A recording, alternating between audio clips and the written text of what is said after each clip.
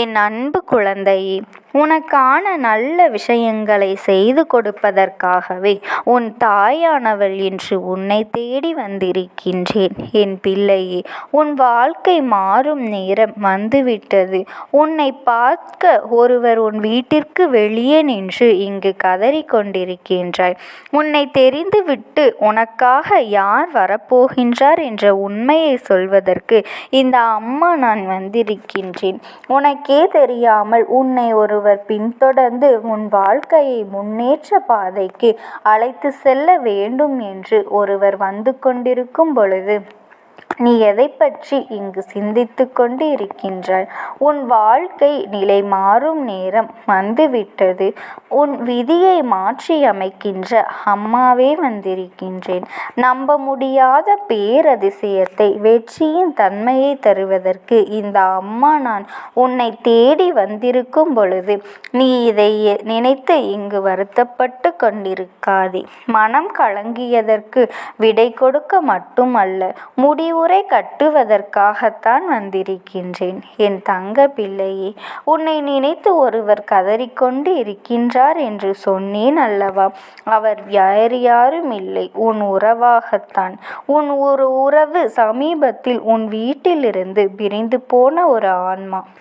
அந்த ஆன்மாதான் உனக்காக உன் வாழ்க்கையை நினைத்து நினைத்து அங்கு ஏக்கம் கொண்டிருக்கின்றது.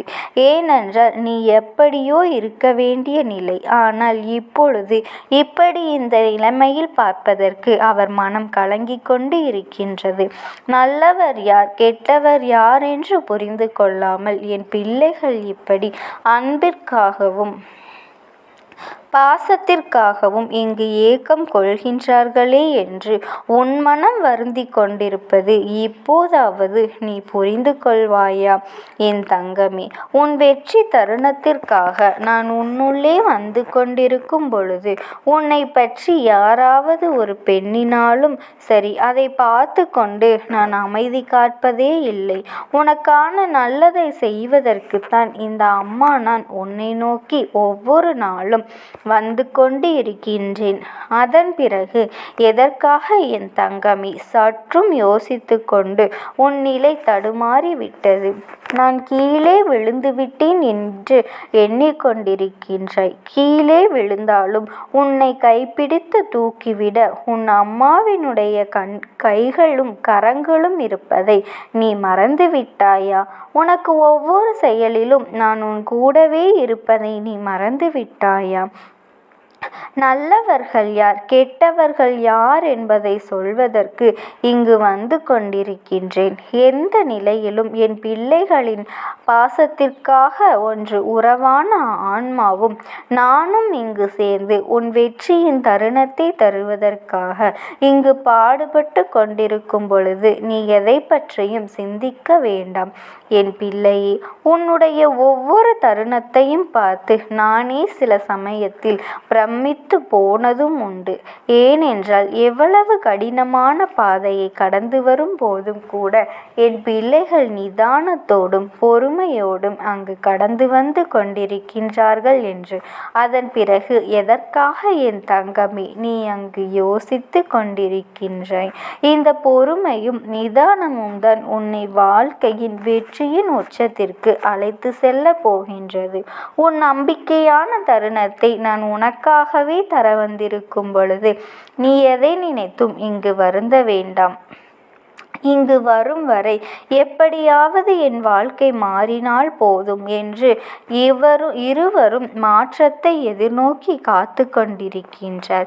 என் பிள்ளையே, அந்த மாற்றத்தை இன்றே உன்னிலிருந்து தொடங்கிக்கொள் என்றுதான் நான் சொல்லிக்கொண்டு இருக்கின்றேன்.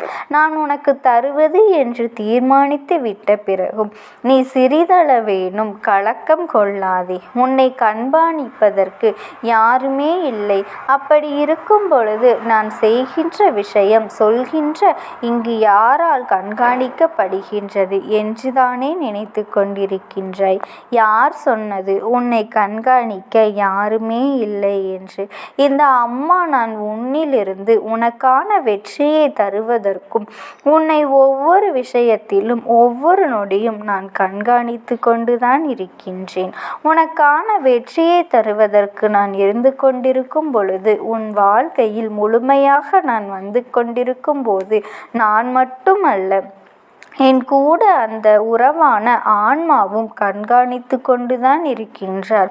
உன்னை பார்த்து கதறிக்கொண்டுதான் இருக்கின்றார்.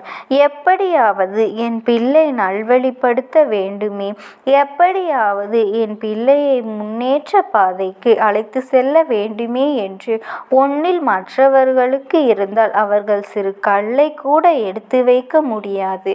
ஆனால் இவ்வளவு மனதிடத்தோடு செயல்படும் என் பிள்ளையை கைவிடும் எண்ணம் எப்பொழுதுமே உன் அம்மாவாகிய எனக்கு கிடையாது. உன்னை ஒவ்வொரு நிலையிலும் நான் கைப்பிடித்து உன் வெற்றிக்கான மகுடத்தை தருவதற்காகத்தானே இந்த அம்மா நான் வந்து கொண்டு இருக்கின்றேன். அதற்பிறகு எதற்காக உன் போராட்டத்திற்கு வழி கிடைக்குமா என்று நீ ஏங்கிக் கொண்டு இருக்கின்றாய் என் தங்கமே. உன் மன ஏக்கத்திற்கு தீர்வு சொல்லத்தான் இங்கே வந்து கொண்டு இருக்கின்றேன். அந்த நன்மையான காரியத்தை செய்வதற்கு தானே இந்த அம்மா நான் இங்கு இந்த ஆன்மாவோடு ஒன்றித்து உறவான துணை கொண்டு இருக்கும் பொழுது நீ எதற்காக இனி மனம் வருந்தி கொண்டிருக்கின்றாய்? நடப்பதையும் நடக்கப் போவதையும் நான் பார்த்து கொண்டுதான் இருக்கின்றேன். நான் அமைதி கொள்கின்றேன் என்று நீ நினைக்க வேண்டாம். உன் விதியின் பிடியிலிருந்து காப்பாற்றுவதற்கு நான் உனக்கு பதிலாக உன் பணிகளை செய்து கொண்டு இருக்கின்றேன். உனக்கு பதிலாக உன் கடமைகளை செய்து கொண்டு இருக்கின்றேன். அத்தனை இடைஞ்சல்களுக்கு நடுவிலேயும் என் பிள்ளையின் வெற்றியை தீர்மானித்து விட்டு இதோ உன் கையில் கொடுக்க வேண்டியது தான் பாக்கி. நீ என்னை வந்து சந்திப்பதற்கு உள்ளதாகவே உன் வெற்றி மகுடம் உன் கையில் வந்து சேரத்தான் போகின்றது. நான் வெற்றியின் மகுடம் உன் தலையில் ஏறத்தான் போகின்றது. அதன் பிறகு எதற்காக என் தங்கமே நீ யோசித்து கொண்டு உனக்கான வாழ்க்கையை வெறுத்து போய்விட்டதாக சகித்து கொள்ளாதே. இந்த நாள் முதல் உன் வாழ்க்கையை நீ வைராக்கியத்தோடு இரு, லட்சியமும் இரு.